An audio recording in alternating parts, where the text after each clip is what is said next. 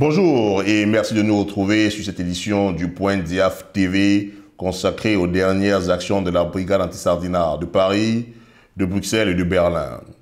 Qui mieux que le créateur, voire le leader de cette brigade, pour nous donner sur ce plateau sa version des faits. Faits qui sont aujourd'hui interprétés de plusieurs manières. D'ailleurs, depuis le Cameroun, notamment à Yaoundé-Douala, plusieurs militants du MRC et même les dirigeants de ce parti sont écroués dans les prisons camerounaises et accusés d'être les commanditaires de ces actions qui ont entraîné les saccages dans nos représentations diplomatiques de France, d'Allemagne et de Belgique. J'ai donc le plaisir, chères téléspectatrices et téléspectateurs de Diaf TV, d'avoir sur ce plateau même Calibri Calibro, le leader de la base. Calibri Calibro, bonjour et merci d'avoir accepté notre invitation sur Diaf TV. Bonjour, c'est un plaisir d'être là. Alors, monsieur Calibri, vous avez sûrement continué à scruter l'actualité camerounaise. Évidemment. Avant de la commenter, est-ce que vous pouvez nous expliquer un tout petit peu comment est né votre mouvement, la brigade anti-Sardinat? Je m'attendais à cette question. Bref, la brigade anti-Sardinat est née, je dirais, le 1er octobre. J'étais devant mon téléphone, je regardais mon téléphone et je vois un artiste camerounais, en l'occurrence Willy de Paris, qui était dans tous ses états, parce qu'il y a des artistes camerounais qui étaient sollicités pour chanter lors de la clôture de la campagne présidentielle, notamment pour le parti RDPC. Alors Willy de Paris, c'est un sujet du fait que ces artistes-là sont clochardisés au Cameroun, que l'État ne fait absolument rien pour eux, mais comme si de rien n'était, parce qu'ils ont perçu qui 30 000, qui 200 000, qui 300 000, ils vont chanter et ils oublient vraiment la misère dans laquelle ils se trouvent. Alors Willy de Paris disait ce jour... si vous allez chanter à ce concert, on vous fera peut-être la même chose que les Congolais. Bref, il a dit peut-être, moi ça a titillé dans ma tête, j'ai dit, ah oui, il y a encore à jouer. Et le 4 octobre, il y a le grand frère, le combattant Kenta, qui dit aux artistes, et toujours en s'insurgeant, à la fin de ses propos, je crois qu'il a duré 13 minutes, si j'ai bonne mémoire, il a dit à la fin, si vous allez jouer à ce concert, on va vous boycotter. Là, je dis, ah c'est bon, j'ai déjà quand même quelqu'un qui est avec moi, avec qui on peut en parler et tout. Et il y a aussi d'autres personnes qui ont suivi Willy de Paris. Mais la personne qui lance vraiment ce mouvement, si moi on me demande qui est le père de la brigade anti-Sardinat, je dirais que c'est Willy de Paris. Parce que c'est lui qui fait germer l'idée dans ma tête. Voilà à peu près comment est née la brigade anti-Sardinat. Au départ, elle était basée sur les artistes. Mais j'avais réfléchi... Ceux qui ont participé au concert. Voilà, du 6 octobre, c'est bien. Du 8 octobre, je crois. Non, du 6 octobre. Du 6 octobre, puisque un jour avant, le 7 octobre. L'élection. Voilà, l'élection du 7 octobre. Oui. Voilà. Au palais des congrès.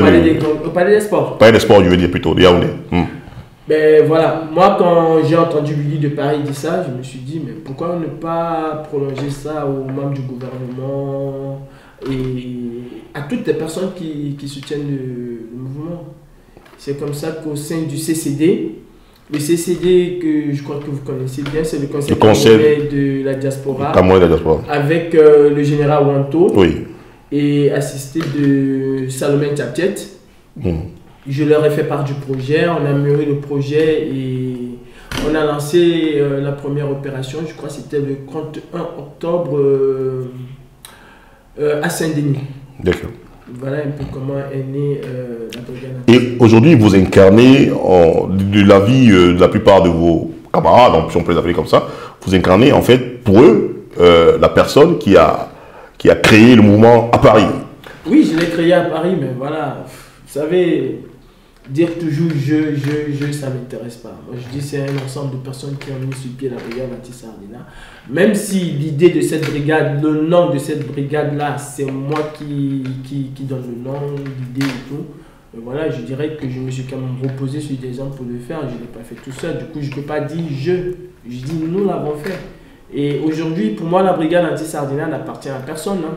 La brigade anti-Sardina appartient, je crois, à 25 700 000 Camerounais qui sont opprimés et oppressés par ce régime. Donc la paternité de la brigade anti-Sardina, selon moi, c'est tous les Camerounais qui peuvent se revendiquer, être non seulement de la brigade anti-Sardina, mais dire aussi qui sont ceux qui ont lancé la brigade anti-Sardina, parce que sans les Camerounais, s'il n'y avait pas cette misère, cette galère, cette souffrance, la brigade anti-Sardina n'aurait jamais vu le jour. Alors dites-nous, déjà c'est quoi? C'est une association? C'est un mouvement politique? Oui, la brigade anti-Sardina, c'est une association. Et comment se recrutent vos membres? Tous les Camerounais sont membres de la brigade anti-Sardina. À ce jour, vous êtes combien là? À ce jour, nous sommes tous les Camerounais. À ce jour, nous sommes tous les Camerounais. Parce que au Cameroun, aujourd'hui, il y a une notion. Il y a les tontinards d'un côté, et il y a les sardinards d'un côté. Sardinards, contrairement à ce que d'autres personnes veulent faire croire, ce n'est pas une tribu qui est sardinard. Il y a bien des Bamileke, des Aoussa, des Foulbé. En fait, les Sardinards, c'est tous les Camerounais. Les Tontinards aussi, c'est tous les Camerounais. Les Sardinards, c'est ceux-là qui sont liés au régime dictatorial de Biya, ceux qui soutiennent et qui maintiennent ce régime en place. Ce sont tous les Sardinards. Ceux qui sont contre ce régime, ceux qui sont oppressés, opprimés, qui sont tués, martyrisés par ce régime-là, sont les Tontinards. Alors, si je vous pose la question, c'est parce que... Comme vous devez l'avoir suivi, hein, depuis Cameroun, il a été dit que vous étiez un mouvement essentiellement Bamileke qui s'en prend aux institutions du Cameroun. Je vais vous prendre l'exemple comme Grégoni. Il n'est pas Bamileke.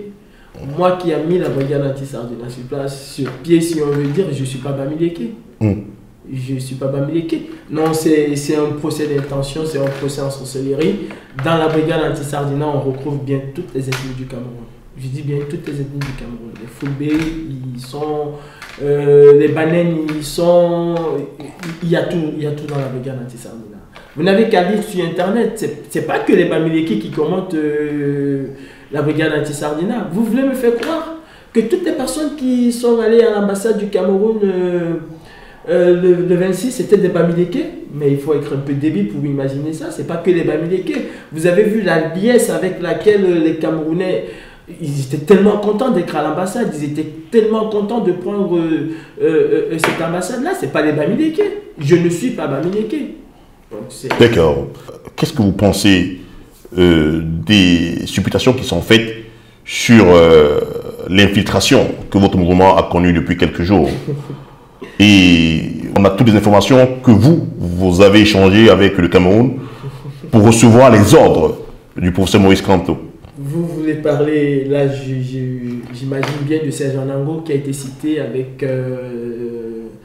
Stella. C'est n'importe quoi.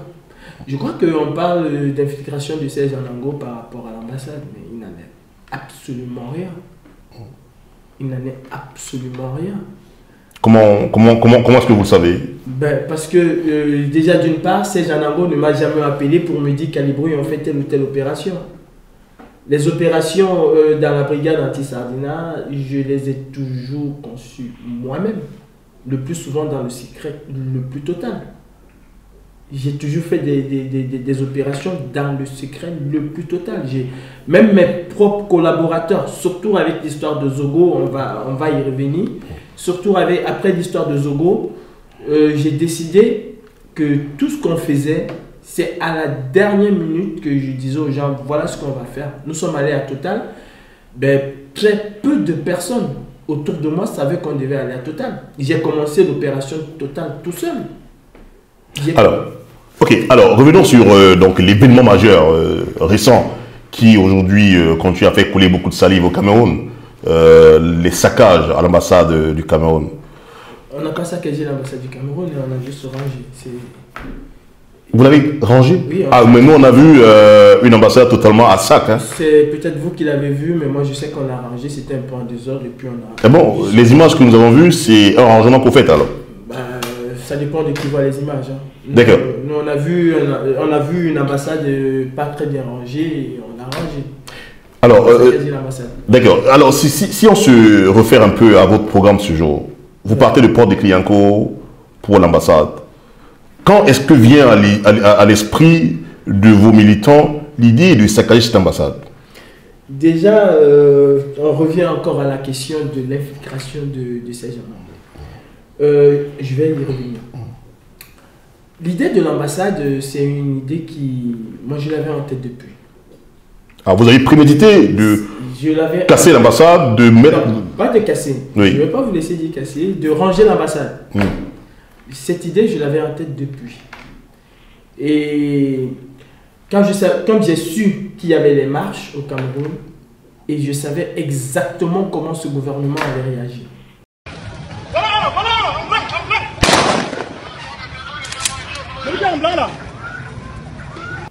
Je savais exactement parce qu'au Cameroun, on n'a pas le droit de manifester son contentement. On ne peut pas manifester, on ne peut rien dire. Quand c'est l'opposition, bien sûr. Si c'était le RDPC qui avait organisé une marche le 26, ça n'aurait souffert d'aucun problème.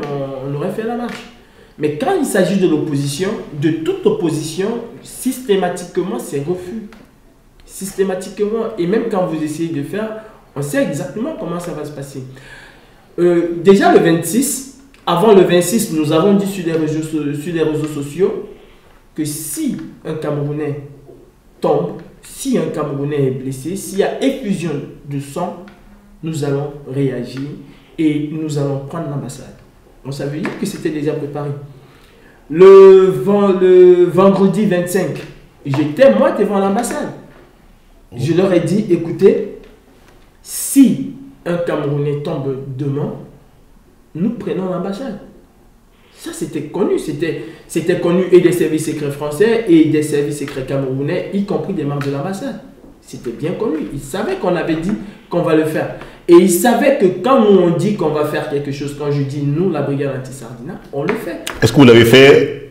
Il faut le dire très clairement. Parce que aujourd'hui, nous avons appris que les renseignements généraux au Cameroun ont des échanges très sérieux entre votre mouvement et le MRC, et notamment le professeur Maurice Kamto.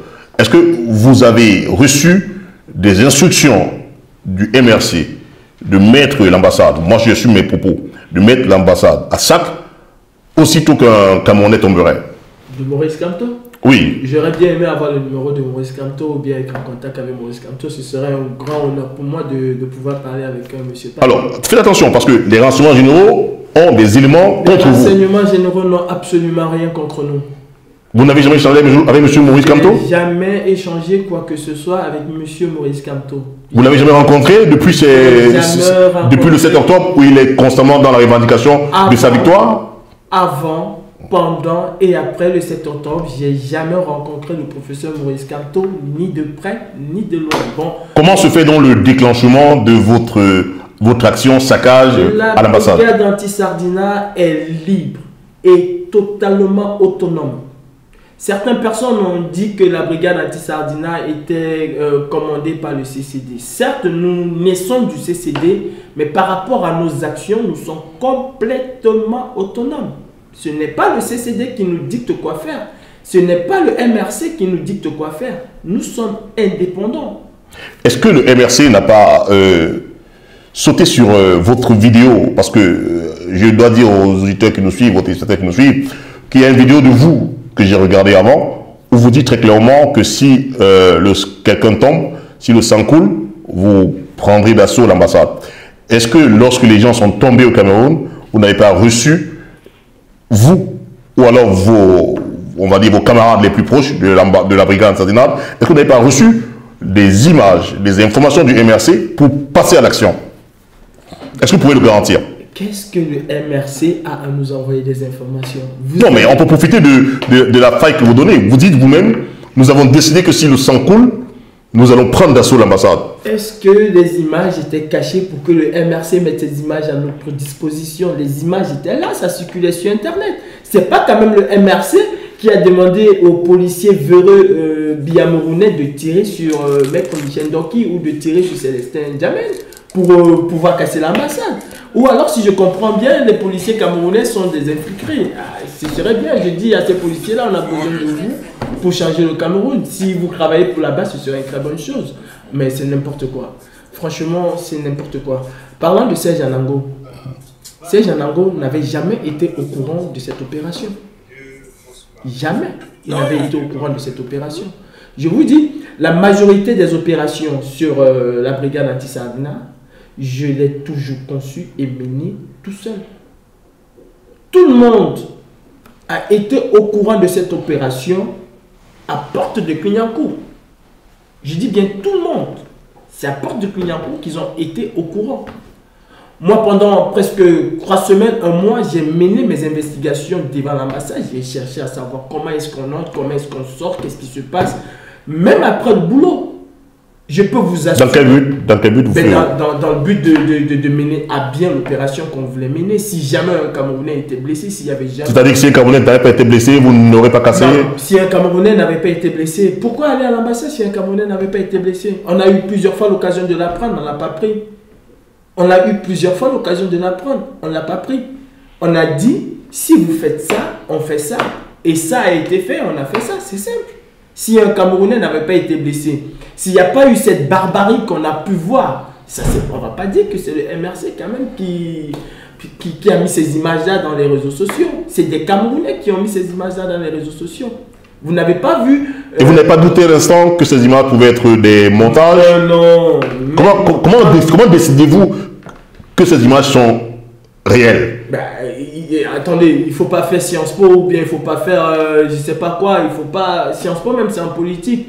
Il ne faut pas faire les hautes études de médecine pour savoir que ça c'est une balle qui a été tirée. On reconnaît bien le son d'une balle. On voit bien une blessure qui a été faite par balle. Donc vous n'avez jamais été poussé à réagir par des informations, par des informations, on va dire parallèles, qui utilisaient ces images? Je vous dis que nous sommes indépendants.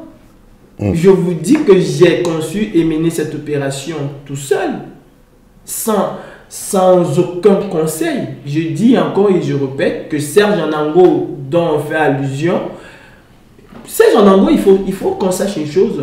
Serge Anango est libre d'être ami avec Maurice Kamto ou bien avec Paul-Éric Kinguet. C'est son droit le plus absolu. Mais Serge Anango n'a jamais dit à la brigade anti-Sardina il faut mêler telle ou telle opération. Jamais. Je vous dis, Total, c'est moi. Total, c'est moi. Toutes les opérations que nous avons menées, j'ai toujours conçu et mené ces opérations.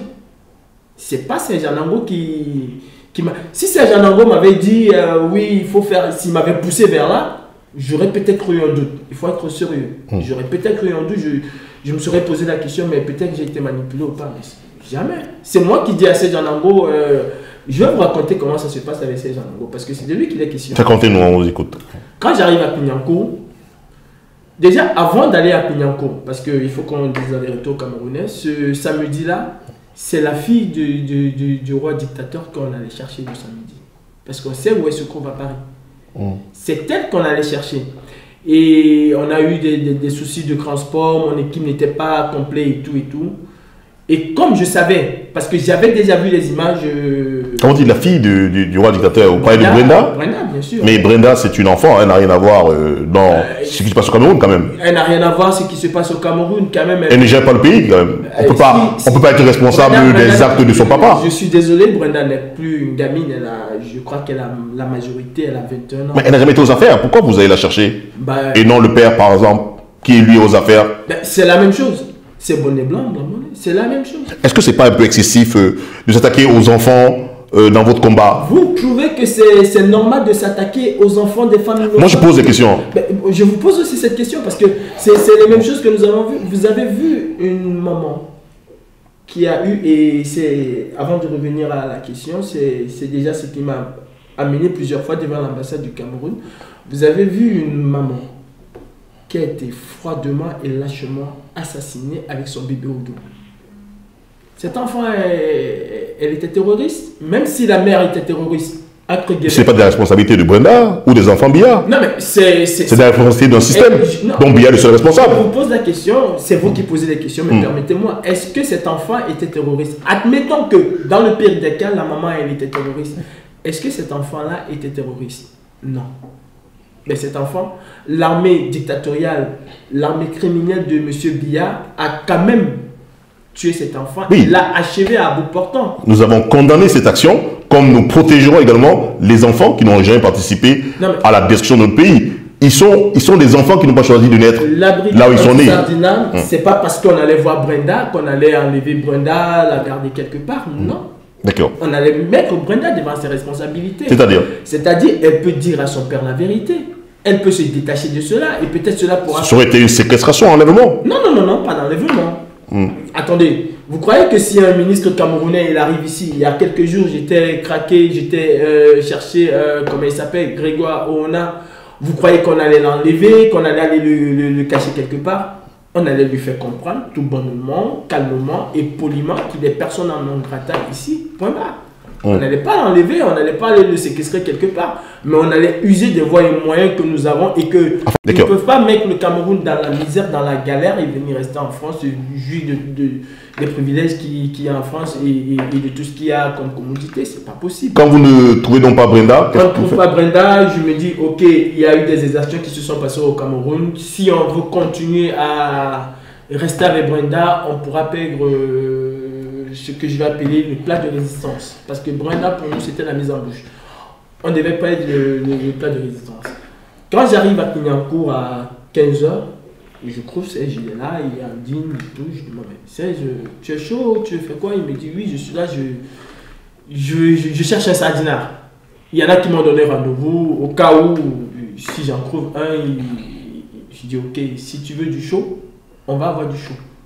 Il ne sait même pas où on va. Il me demande c'est quoi, je lui dis attends, je vais te dire. Il ne sait même pas où on va. Mais vous n'êtes pas seul, il n'est pas seul non plus, vous êtes quand même nombreux. Non. Donc c'est vous qui décidez dans le groupe. C'est moi qui leur dis science tenante, après avoir parlé avec mon bras droit, parce que même mon bras droit n'est pas au courant de cette opération. C'est à Clignancourt que je l'appelle. Je lui dis écoute, on va faire telle chose. Il me dit quoi? Je dis, on va faire telle chose, on va le faire maintenant. Ok, et donc vous arrivez à l'ambassade. Et on arrive à l'ambassade. Donc, Serge Anango, il est mis devant les faits accomplis. C'est à Clignancourt que Serge Anango entend parler de cette histoire. Après avoir parlé avec mon bras droit et avec d'autres personnes. C'est à Clignancourt. Est-ce que vous avez vu à l'ambassade, lorsque vous êtes arrivé, on va dire, la sécurité de l'ambassade s'opposer à votre entrée? Mais il n'y a pas quelle sécurité? Non, vous êtes arrivé... L'ambassade du Cameroun, c'est une vraie passoire. Vous n'avez eu aucune difficulté à vous retrouver à l'intérieur? C'est une vraie passoire. J'ai passé mon temps à étudier les entrées et les sorties de l'ambassade. C'est une vraie passoire. C'est une véritable passoire, c'est l'auberge. Alors, Calibro, si on s'en tient aux images que nous avons vues, reconnaissez quand même que vous n'avez pas besoin de déchirer des documents officiels des Camerounais qui ne sont pas forcément responsables de la situation au Cameroun. Je ne peux pas vous laisser dire ça. Moi, je vous pose une question. On ne peut pas, dans aucune de nos vidéos, il y a un document camerounais ou un document d'un Camerounais qui a été déchiré. Dans aucune de nos vidéos. Comment je vais dire ça? Je mets à défi quiconque de nous produire ne serait-ce qu'un passeport ou un acte de mariage ou de naissance qui a été déchiré. Alors, vous voulez dire que vous avez veillé à ce que ces documents ne soient pas déchirés? Rien n'a été déchiré. Si oui, il y a quelques photos de qui vous connaissez, mais aucun document d'aucun Camerounais n'a été déchiré. Aucun. Si on vous apporte des images aujourd'hui qui vous montrent que des choses ont été déchirées, sachez que ça a été fait avant. Nous avons fait nos vidéos en direct. Si on le déchire... Aucun passeport, aucun acte de naissance, aucun document d'état civil n'a été déchiré par vous. Aucun passeport, aucun acte de naissance, aucun document d'état civil n'a été déchiré par qui que ce soit de la brigade anti-Sardina ou même par les curieux qui sont venus là. Il n'y a rien qui a été déchiré. Vous avez vu le reportage de la CR TV après, mais à aucun moment la CR TV ne vous montre un passeport déchiré. À aucun moment. Si ça a été fait après, mais pas pendant que nous étions là. Et même si ça avait été fait après, c'est qu'ils sont tellement bêtes ces gens de l'ambassade. Ils auraient même pu déchirer les passeports et faire filmer ça par la CR TV, mais ils ne l'ont pas fait. Ils ne l'ont pas fait. Si on vous montre des images aujourd'hui, sachez que ce sont des images antidatées et on connaît le Cameroun pour ça, pour ces faits-là. Alors, je ne peux pas manquer de vous demander très très sincèrement aujourd'hui si vous pouvez dire Camerounais en les regardant dans les yeux que les milliers d'euros cherchés à ce jour en l'ambassade n'ont pas du tout été pris par vos gars, qu'on accuse d'ailleurs de voyous? Je regarde les Camerounais dans les yeux et je leur dis, aucun franc, mais aucun franc n'a été pris par qui que ce soit. Aucun franc. En fait, ce qui s'est passé à l'ambassade, ça a permis juste aux gens, comme on dit au Cameroun, qui ont profité de la pluie pour chier dans le torrent. Si jamais 70 000 euros, ou bien je ne sais pas, 7 milliards, on dit, a disparu à l'ambassade du Cameroun. Vous savez que l'ambassade du Cameroun savait très bien qu'on venait. Les membres de l'ambassade du Cameroun savaient très bien qu'on venait. On a vu que vous avez déclaré clairement partout que vous allez marcher ce jour-là jusqu'à l'ambassade.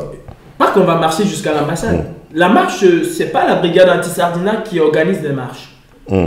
Les marches sont gérées, organisées par le CCD. D'accord. Toutes les marches qu'il y a eu à Paris, c'est le CCD, le Conseil camerounais de la diaspora, qui organise ces marches.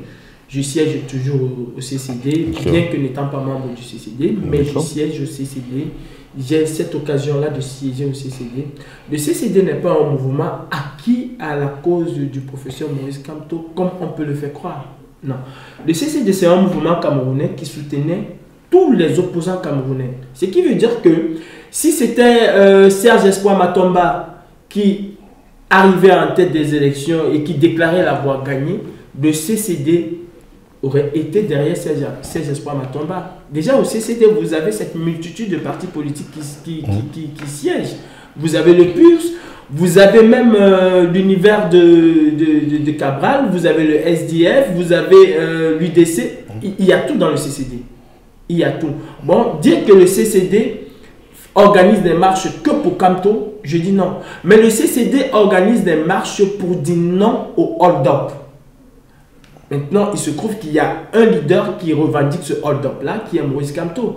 Si ce leader avait été, Messanga Nyamdine, le CCD l'aurait soutenu de la même façon. Bon, dire que le CCD ne fait que les marches pour Maurice Kamto, c'est faux. Le CCD fait les marches pour dire non au hold-up. Est-ce que vous, à titre personnel, pouvez-vous nous dire très clairement quels sont vos rapports avec le MRC? À titre personnel. Je vous l'ai dit, je n'ai aucun rapport avec le MRC. Vous n'avez jamais été en contact avec Maurice Kamto? Je n'ai jamais été en contact. J'ai même appris que la fille de Maurice Kamto nous a donné 30 000 euros.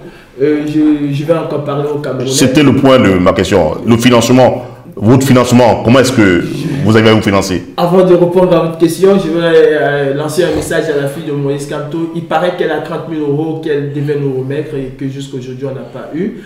Ben, si vous voulez financer la brigade anti-Sardina, vous êtes camerounaise comme tous les Camerounais, ben, votre financement serait le bienvenu. Mais non, c'est n'importe quoi. On n'a jamais reçu quoi que ce soit du MRC. On n'a jamais reçu quelque ogre que ce soit du MRC ou de qui que ce soit qui est proche du MRC. Jamais. Vous, à titre personnel aussi non plus? À titre personnel et en tant que commandant en chef de la brigade anti-Sardina, en tant que chef des opérations de la brigade anti-Sardina, je n'ai jamais été approché par qui que ce soit du MRC. Jamais. Vous mettez au défi les renseignements généraux qui disent avoir des éléments contre vous. Je mets au défi l'État camerounais et je mets au défi en plus l'État français. De prouver que Kamto et moi nous avons eu des relations ou que quelqu'un du MRC et la brigade anti-Sardina nous avons eu des relations de quelque ordre que ce soit, mais jamais à aucun moment. Que pensez-vous de la détention de Maurice Kamto aujourd'hui? C'est une détention arbitraire. C'est une détention complètement arbitraire. Aujourd'hui, on parle d'un état de droit. J'ai mal quand on dit que le Cameroun, c'est un état de droit. Non, le Cameroun, ce n'est pas un état de droit. Le Cameroun, c'est un pur état bananier. Un pur état bananier. Aujourd'hui, au Cameroun, on est... Comment je vais dire? C'est pire que la Corée du Nord. C'est pire que la Corée du Nord. Pourquoi? Parce qu'on a peur d'un opposant qui a gagné les élections. Parce qu'en fait, c'est ça que c'est le message que Biapo envoie aux Camerounais. Pourquoi avoir peur de Maurice Kamto s'il n'a eu que 14%? Pourquoi avoir peur de laisser les Camerounais marcher s'il a eu 71%? Parce que pour vous, qui a gagné les élections? Mais il est clair que c'est Maurice Kamto qui a gagné les élections. Quels sont les éléments que vous avez reçus de lui, les procès-verbaux? Vous savez, Maurice Kamto a suscité quelque chose aux Camerounais. Il a permis aux Camerounais de se rapprocher un peu de la politique. Il y a une époque où... Vous aussi? Bien sûr. Moi, j'étais déjà activiste. Mais pour la première fois, j'ai... Vous êtes senti interpellé par le discours de ce monsieur? Par le discours, non seulement par le discours de ce monsieur, je vais vous dire une chose qui est claire et qu'on peut vérifier. Et je demande à tous les Camerounais de vérifier, de regarder toutes mes vidéos qui sont là, qui sont, je crois, sur YouTube aussi. Je n'ai jamais été soutien du MRC. Je n'ai jamais soutenu le MRC pendant la campagne électorale. Je n'ai jamais soutenu aucun opposant politique camerounais pendant la campagne électorale. Déjà, de mon point de vue, ça valait même pas la peine d'y aller. Parce que le vainqueur, de toutes les façons, il était connu. Mais je me suis un peu intéressé au MRC sans y adhérer. Et je ne suis même pas adhérent, même pas militant, même pas sympathisant. Pour commencer. Je me suis intéressé au MRC. Pourquoi? Au MRC et au Parti Univers. Parce que pour la première fois de ma vie, j'ai vu une véritable campagne électorale au Cameroun. Pour la première fois de ma vie. J'ai vu que la jeunesse camerounaise était vraiment intéressée à la chose politique.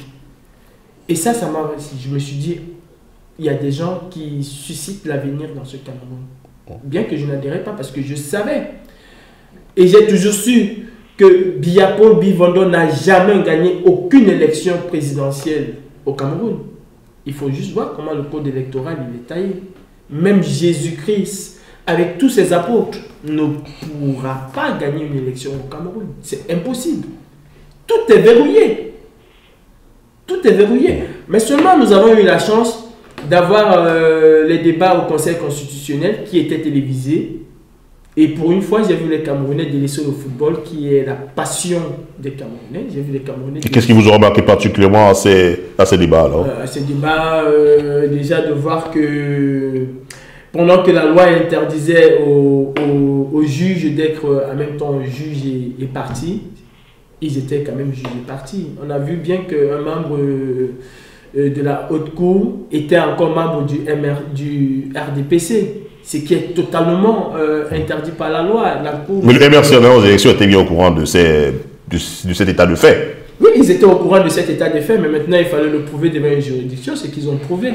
Et pendant que le MRC le dénonçait, on est allé directement, comme ils savent très bien le faire, enlever son nom. On a juste enlevé son nom du site internet, mais ça ne veut pas dire qu'il n'est plus militant du RDPC. Et ce sont des choses qui vous ont révolté, vous? Oui, c'est autant de choses qui nous ont révoltés, cette histoire de PV falsifiés et tout. Non, on a vu une élection où les scrutateurs ont été battus, molestés, il y a eu de l'intimidation, il y a eu des gens, les scrutateurs du Parti Univers, les motos qui ont été brûlées, des tentatives d'assassinat. On ne pouvait qu'être révolté par ça. Et tout ceci amène à comprendre qu'au Cameroun, il n'y aura jamais aussi longtemps que le président illégitime Biya Morounais, parce qu'il n'est pas président camerounais, Biya Morounais, Biapol Bivondo, et son système va demeurer au Cameroun. Aussi longtemps, on n'aura jamais une élection crédible au Cameroun. Alors, vous dites qu'il n'est pas président camerounais. Je dois vous rappeler que hier encore, dans une vidéo que je suivais, mon confrère Jackie Mwafo, votre camarade Sayalango, nous faisait état de ce que Maurice Kamto lui a dit très clairement que les instances internationales, l'ONU, l'UA, tous ont reconnu Biya comme le président du Cameroun et pas Maurice Kamto. On peut donc convenir que M. Paul Biya est aujourd'hui président du Cameroun. Et cela me permet de vous poser une autre question. Est-ce que vous ne pensez pas que là, vous avez été très loin en touchant une institution? C'est-à-dire le président de la République du Cameroun descendre sa photo et déchirer. Est-ce que vous ne pensez pas que c'était un peu excessif, voire trop excessif? Trop excessif? Mais du tout. Du tout. Si c'était à refaire, je le referais avec plaisir. Du tout. Mais que vaut la photo d'un président face à une vie humaine? Que vaut l'ambassade du Cameroun face aux milliers de Camerounais qui meurent tous les jours? Moi, je préfère qu'on ferme cette ambassade et qu'on laisse vivre les Camerounais. On n'a pas été excessif. On n'a jamais été... Mais attendez, On brûle les photos de Donald Trump tous les jours devant lui. Pourquoi l'Amérique ne crie pas au scandale? On brûle le drapeau américain, le drapeau français. Vous avez vu ce que les Français ils ont fait à la place de la Concorde, je crois. C'était ça, oui. Vous avez vu ce qu'ils ont fait? Ils ont détruit tout le patrimoine français qui était là, mais l'État n'a jamais crié au scandale. Mais arrêtez, Paul Biya n'est pas un dieu. Mais c'est quand même ahurissant de voir les Camerounais qui pleurent sur la photo de l'effigie du chef de l'État qui a été déchiré, ou bien avec le pipi républicain de mon ami Martin Tadjo. Mais qu'on arrête un peu. Biya n'est pas un dieu. Et même, est-ce que les Juifs, comment je vais dire, les Juifs, ils n'ont pas brûlé Dieu, ils n'ont pas brûlé leur Dieu qu'ils avaient? Est-ce qu'ils n'ont pas jeté leur Dieu qu'ils avaient? Est-ce que Moïse n'a pas détruit les statuettes?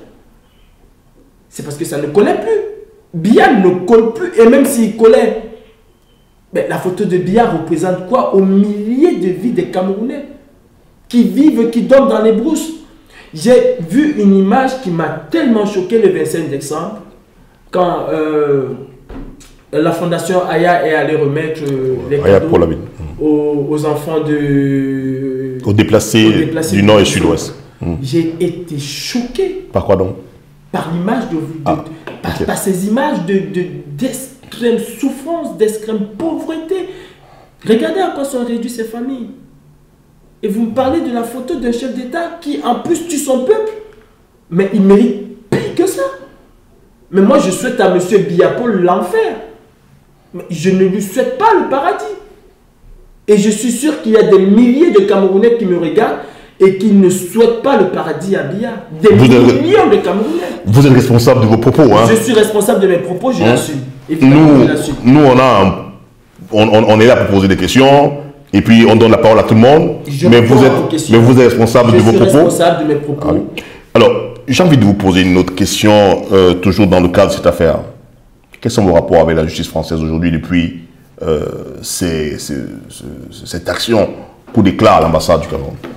Parce que, comme vous l'avez sûrement appris, il est dit que l'ambassade du Cameroun a porté plainte contre vous. Ben, si l'ambassade du Cameroun a porté plainte, il y a une instruction, on attend. J'ai pas peur, moi, de me présenter devant la justice française. J'ai pas peur. J'ai pas peur d'aller en prison parce que j'ai fait ça.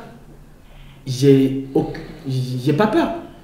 Et contrairement à ce qui se dit dans les réseaux sociaux, à ce qu'une certaine intellectuelle camerounaise raconte partout, aucun Camerounais, mais je vous dis qu'aucun Camerounais n'a été interpellé et rapatrié au Cameroun à cause de ce qui s'est passé, de l'arrangement que nous avons fait à l'ambassade du Cameroun. Et il faut que les Camerounais sachent une chose. La France, ce n'est pas le Nigeria. La France est un état de droit. Même s'il va falloir demain que la France me rapatrie au Cameroun, mais je vous dis qu'il y a une procédure à suivre. Et aujourd'hui, elle va au moins à 3 mois, la procédure. C'est 90 jours.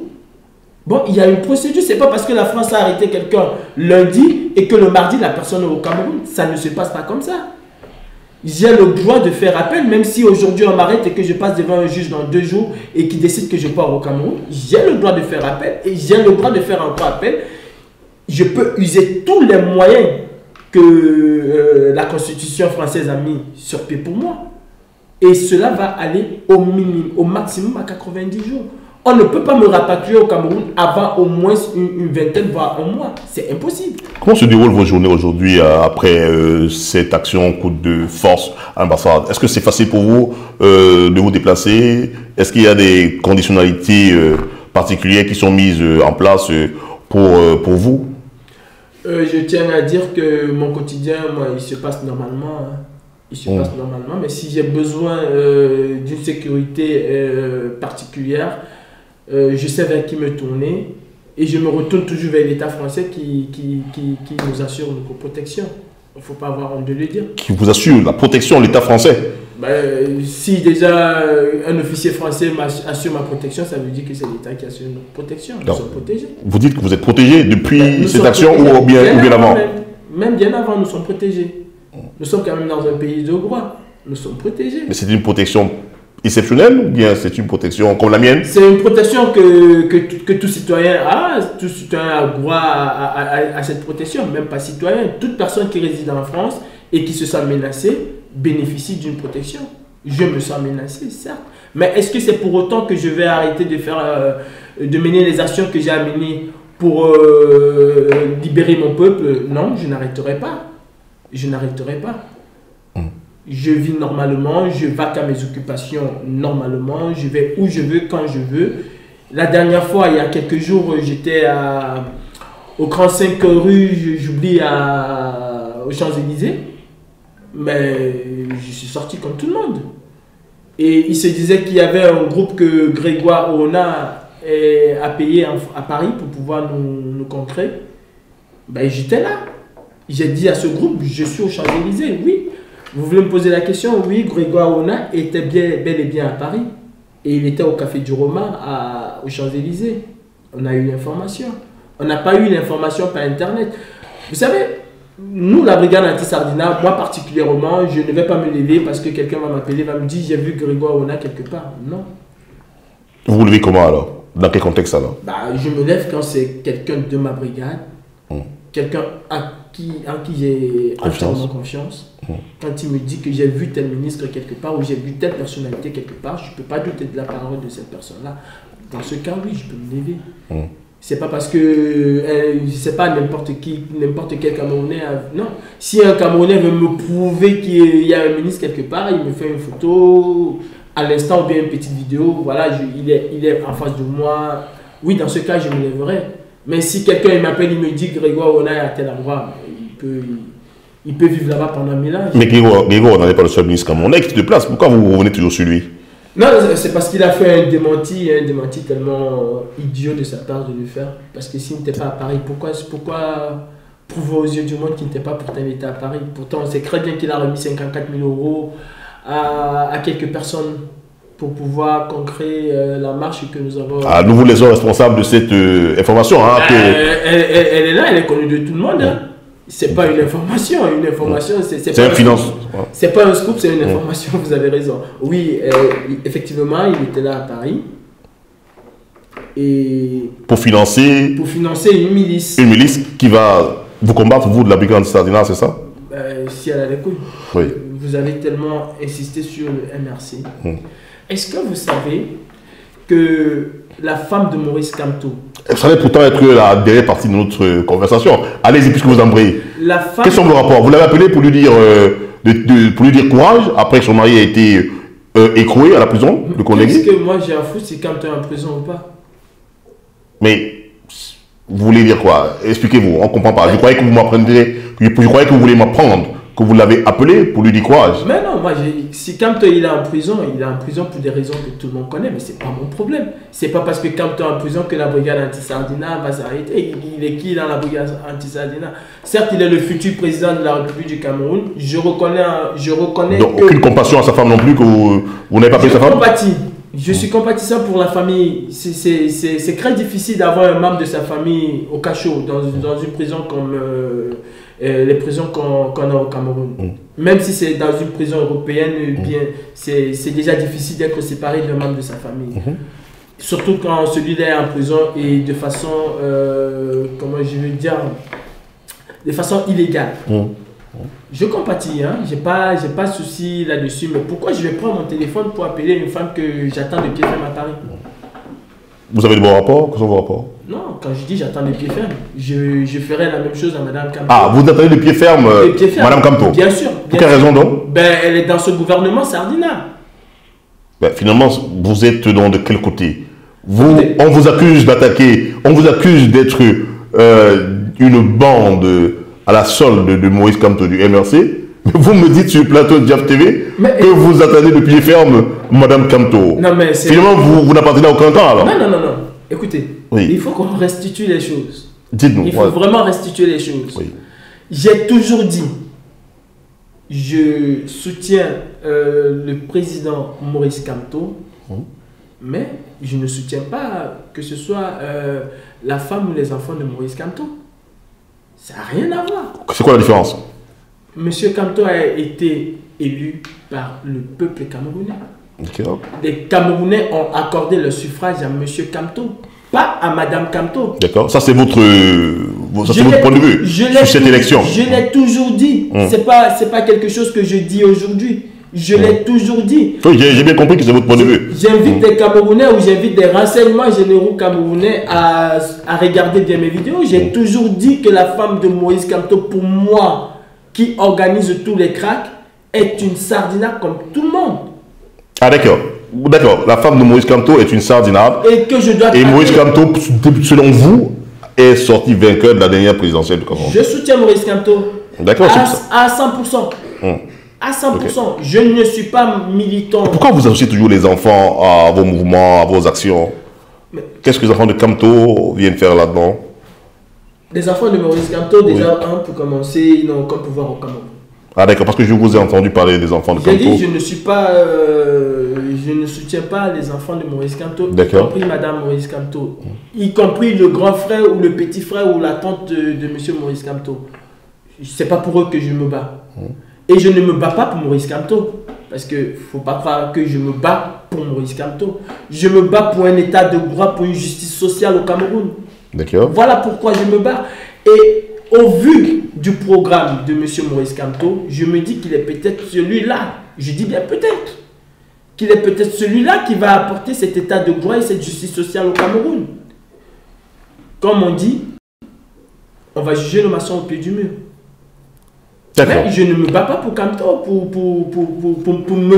Maurice Kamto. Avant M. Maurice Kamto, avant les élections du 7 octobre, j'étais déjà dans la rue.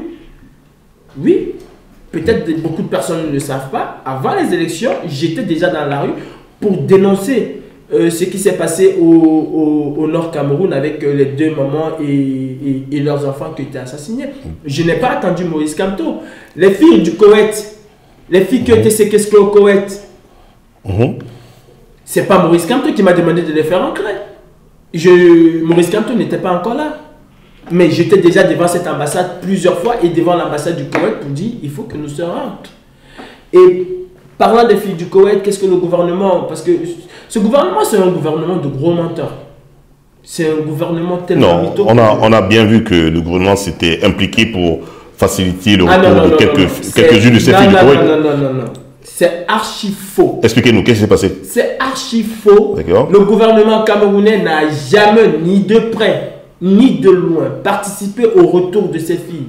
Je dis c'est faux. Et c'est archi faux. C'est n'importe quoi. Vous avez un ministre de la République qui vous dit, parce que nous sommes allés devant l'ambassade du Koweït, et le soir à 20 h, on m'appelle, on me dit, il y a un message du ministre des Relations extérieures qui dit que le gouvernement camerounais va prendre en charge le rapatriement de ces filles. Oui. Moi, je connais déjà comment c'était ta fonction. J'ai dit, c'est pas possible, ils ne vont pas le faire. La personne me dit, oui, je dis, ok, il n'y a pas de souci, je te parie qu'ils ne vont pas le faire. On a parié et j'ai eu à gagner ce pari. Le mec, il a parié 500 €, j'ai dit, ok, il n'y a pas de souci, on parie 500 € et j'ai gagné ce pari. Parce que 3 jours après, je dirais pas que c'est mon mentor, mais j'ai ma maman, avec qui j'ai toujours été là devant, à qui je tiens déjà à dire bonsoir maman Suzanne Barra, qui m'a mis beaucoup plus de pied à l'étrier. Celle qui se fait aussi appeler Général Barra. Général Barra, qui m'a mis le pied à l'étrier. C'est sur la région parisienne, je ne faisais que mes vidéos et tout. Et c'est elle qui m'a dit, écoute mon fils, on peut faire des choses dans la rue et on peut se faire entendre. Bon, c'est elle qui me met vraiment... Bon. Et il y a le général Barra qui m'appelle 2 jours après. Elle me dit, écoute Calibri, est-ce que tu sais que le gouvernement camerounais, depuis qu'ils ont annoncé jusqu'à aujourd'hui, ils n'ont encore rien fait? Je dis, mais c'est pas possible. De toutes les façons, je savais. Quand je dis c'est pas possible, c'est que c'est pas possible parce que je sais que j'ai déjà gagné 500 €. Hein. C'est pas possible parce que je croyais qu'ils allaient le faire. D'accord. Et elle me dit oui, les filles, il y en a même qui vont passer en direct avec moi. Et effectivement, elle lance un direct et les filles sont là. D'accord. Et elle se plaint que le gouvernement camerounais n'a jamais rien fait. Ce sont tant de choses qui vous révoltent contre le gouvernement. Voir nos petits frères, nos frères, nos pères, nos mamans brûlés voir le Cameroun avec des charniers, des choses qu'on connaissait par exemple au Rwanda, qu'on vit au Cameroun, voir l'armée camerounaise qui détruit, qui brûle les maisons. J'ai l'impression que ma grand-mère est en train de me raconter l'histoire de 45 ou de 49 qui se passait au Cameroun, de vivre cette histoire au 21e siècle, mais c'est choquant.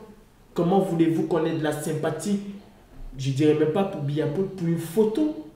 J'ai vu des Camerounais pleurer à chaud de larmes on a déchiré les passeports soi-disant, qu'on va empêcher les gens, on va rapatrier les gens, nanani, nanana. Quand même... Pour vous, c'est de la manipulation, c'est ça? Mais c'est de la manipulation. Comment on va rapatrier un Camerounais qui n'a pas de papier? Mais on a plutôt fait du bien à ces gens-là. Vous connaissez exactement comment ça fonctionne. Si vous avez fait 90 jours au CRA, au centre de rétention administratif, qu'au bout de ces 90 jours, le gouvernement français ne vous a pas rapatrié, vous êtes mis en liberté. Et basta le rapatriement. C'est comme ça. Alors, aussi clair que ça. Bon, si notre action à l'ambassade a permis aux Camerounais de rester encore sur le sol du territoire français, on a empêché l'expulsion de beaucoup de Camerounais. En même temps, on a remis beaucoup de Camerounais en liberté. Mais jamais, je le dis encore, en aucun moment nous n'avons déchiré aucun passeport, aucun acte de mariage ou de naissance. Aucun document officiel camerounais n'a été déchiré. Aucun. Je voudrais maintenant qu'on parle de vous. Kalibri Kalibro. Qui est Kalibri Kalibro? Vous êtes en France, vous vivez en Île-de-France. De quoi vivez-vous? Je m'appelle Kalibri, je vis en France, je fais mes petits boulots, comme tout le monde. Je fais mes petits boulots, je vis dignement, je gagne dignement ma vie. En aucun moment, je n'ai eu quoi que ce soit qu'un Camerounais que ce soit. En aucun moment. Je prends à défi un Camerounais qui va dire Kalibri, Kalibro, j'ai eu à lui donner 200 €, 100 €. Aucun. J'arrive en France, j'ai quand même mes petits moyens quand je viens en France. Je suis en France pour une bonne raison. Je ne suis pas en France parce que je suis venu me chercher, comme on dit. Non. Je me suis toujours battu au Cameroun. Non. Je me suis toujours battu au Cameroun. J'ai été toujours chef d'entreprise. Certes, il y a eu un moment dans ma vie où ça a été tellement difficile, mais jamais je n'ai volé. Hein. Ah oui, jamais je n'ai volé. J'ai travaillé dur pour gagner mon pain. J'ai chargé moi les camions pour pouvoir gagner mon pain. Je ne vais jamais m'en cacher. C'est un métier qui me nourrissait et qui me permettait de vivre mais dignement parce que je vivais quand je voulais, comme je voulais. Je travaillais quand je voulais, comme je voulais. Bon, je ne vis pas des poches de quelqu'un, encore moins de la brigade anti-Sardinat. Je profite encore de votre émission pour dire aux Camerounais, nous on a besoin de financement de tous les Camerounais. La brigade anti-Sardinat, vous m'avez posé une question que je n'ai pas répondu tout à l'heure. J'ai omis de répondre. Nous sommes financés par nous-mêmes. Comment? Je vais vous restituer un peu. Au départ, nous étions en collaboration avec certaines personnes qui venaient de la Belgique. Au tout début, quand on a lancé ce mouvement, parce que quand Willy de Paris lance ce mouvement, quand il met en garde des artistes, moi j'ai le mouvement dans la tête. Je le lance. Je le mets en forme. Le 22 octobre, je crois bien, après ce qui s'est passé au Conseil constitutionnel, il y a quelqu'un en Belgique qui énumère les noms des artistes qui devaient être boycottés. Et nous travaillons tous ensemble. Parce qu'avant que cette personne énumère ces noms-là, nous, ici à Paris, on avait déjà commencé à travailler là-dessus. On se dit, mais pourquoi ne pas s'associer et se mettre en bloc pour être beaucoup plus fort?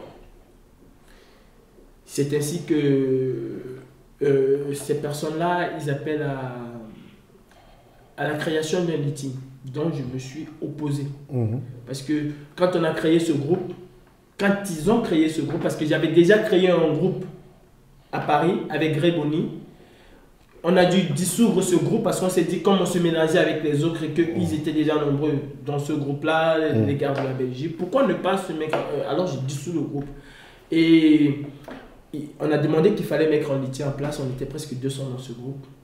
J'ai dit, c'est pas possible. Nous sommes 200 dans ce groupe. Si chacun de nous met ne serait-ce que 20 euros, mais on se retrouve avec beaucoup d'argent et on peut mener nos opérations normalement. Il y a aussi Mas qui n'était pas d'accord pour cette idée-là. Alors on a fonctionné pour un temps et on a dû se séparer. Parce qu'on s'est rendu compte qu'on n'avait pas le même regard. On a dû se séparer. Depuis lors, la brigade anti-Sardina, où je suis, nous n'avons aucun litige à l'extérieur. Nous ne sommes pas partisans des litiges. On se cotise tous ensemble. C'est-à-dire, si on a une opération à mener, on lance dans le groupe, on dit il y a une opération à mener. Généralement, je ne dis pas exactement de quelle opération. J'ai la chance d'avoir des personnes qui me suivent aveuglément, qui me font extrêmement confiance. Et je tiens à remercier tous les membres de la brigade anti-Sardina qui est sous mon commandement. Je vous dis merci pour cette confiance-là et croyez-moi, jamais je ne vais vous décevoir. Je disais alors, j'ai des gens qui ont confiance en moi. Quand je leur dis, j'ai une opération à mener, voilà le bilan de cette opération. Et instantanément, chacun dans cette brigade se cotise. Qui va donner 100 euros, qui va donner 200 euros, qui va donner 50 euros. Mais on arrive à mener à bien nos opérations sur fonds propres. Nous avons un litige, et je le redis encore, qui est un litige. C'est bien écrit, litige interne basse. Pourquoi ce litige interne? Parce qu'on ne peut pas se promener, aller chez X, prendre 1 euro. Du coup, on a mis un litige, mais qui est un litige interne. Si jamais ce litige se retrouve à l'extérieur, ce serait une personne mal intentionnée qui aurait mis ce litige à l'intérieur dans le but de nous discréditer. Effectivement. Ce litige, c'est pour ça qu'il est litige interne de la base. Ça veut dire ce que ça veut dire. D'accord. Voilà. Alors, nous arrivons dans au terme de ce point DIAF TV. J'aurais envie de vous demander, désormais que le leader du MRC est en prison, quels sont les plans de la résistance que vous avez mis en place? Je vous ai dit que nous n'avons pas un calendrier. Notre calendrier n'est pas le même que celui du MRC. Ce n'est pas parce que le leader du MRC est en prison que nous allons arrêter ou que nous n'allons pas arrêter. Déjà, nous avons mené tout ce que nous avons mené. Le leader du MRC n'était pas en prison. Ça ne nous a pas empêché de mener ce que nous avons mené. On demande parfois, je vais rebondir là, on demande parfois au leader du MRC de se dissocier de nous. Mais comment voulez-vous vous dissocier de quelque chose à laquelle vous n'appartenez pas? Mais c'est quand même incongru. Pourquoi M. Biapo ne se dissocie pas de ces militaires qui tuent froidement? Pourquoi Biapo ne se dissocie pas de ce militaire qui a tiré sur les pieds d'un Camerounais de dos? Pourquoi il ne se dissocie pas de tous ces voleurs qui sont autour de lui? Pourquoi il ne se dissocie pas des personnes qui ont laissé Mme Monique Koumaté qu'elle crevait devant l'hôpital à Quintigny avec ses enfants? Pourquoi il ne se dissocie pas de la Camraille qui a tué des milliers de Camerounais? Pourquoi ne se dissocie-t-il pas des personnes qui ont dérobé 3 000 milliards à l'État du Cameroun? Pourquoi demander à Maurice Kamto de se dissocier de quelque chose? Non, c'est quand même incongru. Alors, on a bien compris qu'il est simplement incongru de parler de désolidarisation de Maurice Kamto et de la BARS. Une vidéo circule depuis quelques jours sur la toile montrant les avocats de Maurice Kamto qui expliquent l'attitude de ce leader du MRC face à vos images. Des images dans lesquelles vous déchirez les effigies du président de la République et puis celles de vos camarades de la BAS, je pense, c'est la BAS de Berlin, qui ont le général Elcheno, qui ont fait pipi sur la photo du président. Maurice Kamto aurait dit de la vie de ses avocats, aurait dit sa grande désolation. Qu'est-ce que cela vous inspire? Ça me fait rire. Déjà, les propos de M. Maurice Kamto n'engagent que lui. De même que les actions de la BAS n'engagent que la BAS. C'est normal. C'est un futur chef de l'État. Il n'aimerait pas aussi voir sa photo déchirée. Mais je peux dire à M. Maurice Kamto, il est président de la République du Cameroun et qui traite les Camerounais comme la merde, nous allons le traiter et pareil également comme la merde. Les propos de Maurice Kamto, je vous ai dit, n'engagent que Maurice Kamto. Il y a des Camerounais qui meurent, monsieur.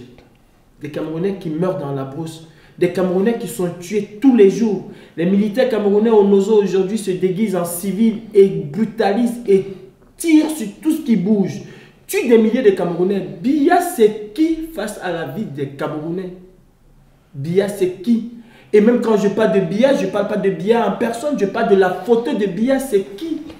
Les photos de Macron, je vous ai dit tout à l'heure, sont brûlées, déchirées tous les jours. Les Français n'en font pas un scandale. Alors si M. Maurice Kamto ne veut pas lui aussi avoir la brigade anti-Sardina sur son dos, parce que nous sommes pour le peuple camerounais, je vous rappelle, nous ne sommes pas pour M. Maurice Kamto. S'il ne veut pas avoir la brigade anti-Sardina sur son dos, il ferait mieux de contrôler son langage. Nous, c'est le peuple camerounais qui nous intéresse. Ce n'est pas un homme d'État. Parce que M. Maurice Kamto, il faut qu'il soit sûr d'une chose. S'il accède au pouvoir, et il va accéder au pouvoir, nous sommes sûrs de ça. S'il accède au pouvoir et qu'il traite les Camerounais de la même façon que Biya, il aura la brigade anti-Sardina sur son dos. Pareil. Merci. Rien ne changera. Ok, merci pour cette clarification. Chers téléspectatrices et téléspectateurs de Diaf TV, cette émission est à présent terminée. Merci d'avoir été nombreux à la suivre. Nous vous disons au revoir et à dimanche pour le grand débat Diaf TV. Bye bye.